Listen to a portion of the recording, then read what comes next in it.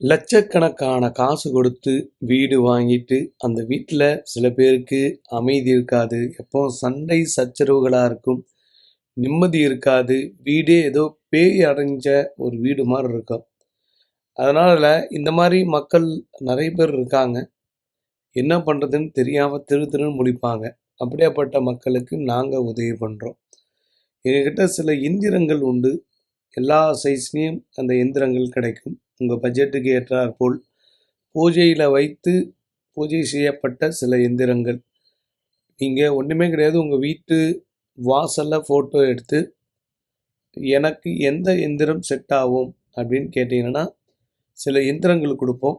அது ஒண்ணு அமைதிய குடுக்கும், இன்னொன்னு நிம்மதிய குடுக்கும், சில பேருக்கு பணத்த குடுக்கும், சில பேருக்கு வேலைய குடுக்கும், திருமண யோகத்தை குடுக்கும். இது கூட ஒரு வகையான முயற்சி தான்.